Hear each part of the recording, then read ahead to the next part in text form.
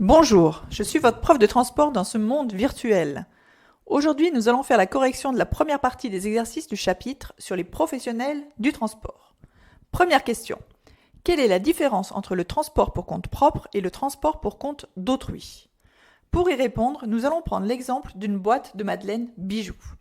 Si c'est l'entreprise Bijoux qui fait la livraison avec ses propres camions, alors il s'agit d'un transport pour compte propre. Si l'entreprise Bijoux fait appel à un transporteur, comme chez Audis par exemple, alors il s'agit d'un transport pour compte d'autrui. Deuxième question. Qu'est-ce qu'une attestation de capacité? C'est un document qui prouve que la personne possède les connaissances et les compétences nécessaires pour exercer la profession de transporteur. C'est obligatoire en France. 3 façons d'obtenir ces attestations de capacité.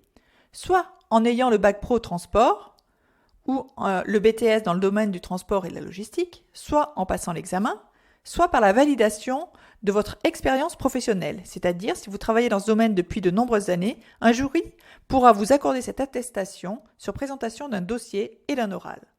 Troisième question. Quelle est la différence entre une attestation en transport léger et une attestation en transport lourd? La première concerne le transport pour des véhicules d'une MMA de moins de 3,5 tonnes. C'est l'attestation que vous pouvez obtenir grâce à un bac pro transport. La seconde attestation concerne le transport pour des véhicules d'une MMA de plus de 3,5 tonnes. C'est celle que vous pouvez obtenir grâce à un BTS dans le domaine du transport et de la logistique. Quatrième question.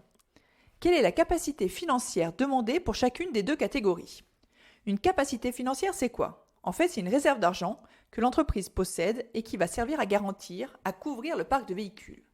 Comme vous le voyez sur la vidéo, pour les véhicules de moins de 3,5 tonnes, vous aurez besoin de 1 800 € pour le premier véhicule, puis 900 € pour chacun des suivants.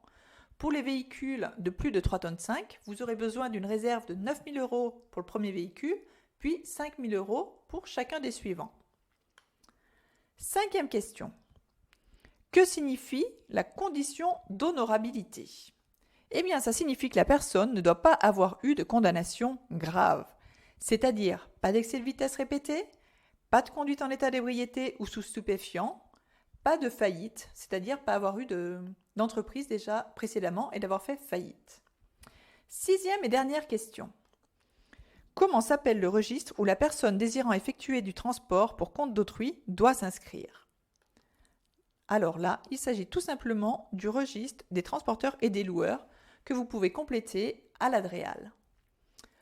Maintenant, il ne vous reste plus qu'à corriger votre copie et à me l'envoyer et à répondre aux questions de la deuxième partie. Je vous laisse travailler.